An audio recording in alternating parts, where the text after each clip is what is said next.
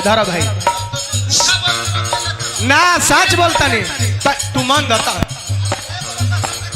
तब तू मन द जा तब अब कहत का जा तू तब तू मरद नहीं खा तू मरद नहीं खा देवे का बता दो ध्यान दो केतना सोझा बाड़ो हमारे नाम है प्रदुमन हमार नकल को के कितना जाना सीख गईले गावे के कितना जाना सीख गईले तू ही ना नए नए लवड़ा छवड़ा व्यास निकल गल बड़ा से आगे के अलग तरह से प्रदुमन परदेसी के कबारे के चक्कर में तू फुकू काम मत करो ना तो हमरे दम तो बेल ना होता है सामने ताको तेरा ध्यान किधर है रे तेरा प्रतिबंधी कलाकार इधर है झारखंड झारखंड से तो मर जाइबा घमंड से मेरा ही नाम है प्रदुमन परदेसी मेरा लोग नकल करके गा रहे हैं आज का जो नया जनरेशन का कलाकार है चाहे तुम हो चाहे यूपी बिहार झारखंड का कौन हितवा हो वो सब नकल करके गा रहा है मेरा अरे तहरी बहनी का घास बात तो नहीं कहता अपन गाँव से प्रदुमन के नकल काहे गाँव तर सर है जा पावर वीडियो का लागी ए माई ताको ताको इधर ताको रोशन इधर ताको हम तहरा के ना कहता नहीं बाबूर तू तो हमार जोरदार कलाकार हो एकरी बहिनी के दूसरा के कहता नहीं जो हमार नकल को के गावता है ना ताको रोशन यादव ब्रांड किससे कहते हैं इससे कहते हैं भैया 200 और दो घाटा में 200 और कम से कम 200 कम से कम और इसे कहते हैं यादव ब्रांड इसे यादव ब्रांड कहते हैं और लार्डो ब्रांड कौन कुछ ना हो रहा बैठी महाराज हम है खून है जो रहुआ है डरने वाला ये बंदा नहीं है कौन टाका बारली हमारे परदेसी हमें कि नहू करे लीले हो सुतल का है बड़ा उठ के बैठो उठ के बैठो नरेश भैया रुक जाए भैया नरेश भैया रुआ माला पहनौनी हनु माला पहनौनी हनु ये सोया क्यों है ये सोया क्यों है तू माला के हकदार नहीं खा तू हकदार बारा जूते के स्टेज पर पैसा ले बारा गावे के टांग चियार के सूते के सियान हो गईला लेकिन रहन बाटे कूते के हे खानी तू ब्यास हो गईला हो अभी ले तहार आदत रला बिछौने पर अब जान जाई कि जमावे खातिर का नहीं खन कह दे का जमावे खातिर ई का नहीं खन कह तेरा बेरी है तेरे झटका मारता राम राम राम राम माने ई सुमिरन गावता रे माई के भक्ति करत रे कि माई आवो माई आवो आ ओ बेरा झटका मारता ए महाराज डार मारला से माई होई है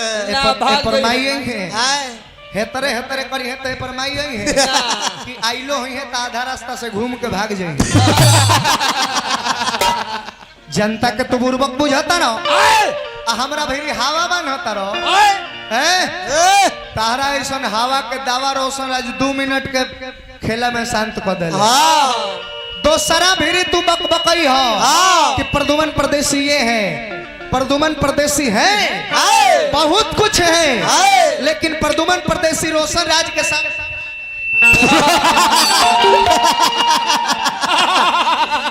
और कुछ नहीं है तू बुझाता ना कि खूब पहले बानी खूब नहीं खा कहले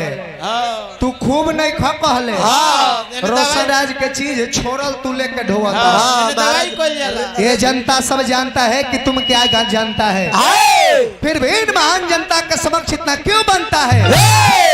जबकि ये भी जानते हो कि जला डालना ही आग का लक्षण है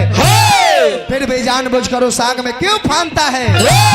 ये मर्द का जुबान है मरते दम तक वही करता है जो भी मन में ठानता है लेकिन अपने आप को भी परदेसी डार्लिंग इतने गिरे हुए मत समझना क्योंकि इन हिजरों के दलों में तेरा भी एक प्रधानता लेकिन हिजरे के दल में सुमिरन हम कितना देर में गौले रही बता सकेला 40 मिनट सुमिरन हम 40 से 41 मिनट में गा के बन कइने 1 घंटा 37 मिनट सुमिरन गौले महाराज पूरा 2 घंटा गौले गौले हनु पूरा 2 घंटा सुमिरन गौले बारे हम साज बाज मिलावल छोड़ के कहता है हाँ, ई कहाँ आइल बड़े पर रात भरी गावे के ठिका ले बड़े जा हाँ? अगर आम आदमी के लड़का के परीक्षार्थी के समय 3 घंटा बा तो जब नरेंद्र मोदी के बेटा बैठ जाए तो उनका खातिर 4 घंटा ना हो उनको 3 घंटा में लिख के कॉपी जमा करे के पड़ी चाहे वो प्रधानमंत्री के बेटा हो खस्तो चाहे राष्ट्रपति के बेटा हो खस्तो चाहे कोनो विधायक अथवा मंत्री के बेटा हो खस एगो जितना समय गरीब के लड़का के बा उतने समय अमीरों के लड़का के बा हम जब 40 मिनट में सुमिरन गौनी तो तू 2 घंटा गावे वाला के होता रहे छोड़ दी ना तो रोए लगे 2 घंटा सुमिरन गावल जाला हाथना लोग पूर्वक बैठल बा रे तो कर करत रह तू रे तो कार करत रह हमरा हिम्मत कहां से औकात तहर कहां से आ गइल हमरा के रे तो कार करे के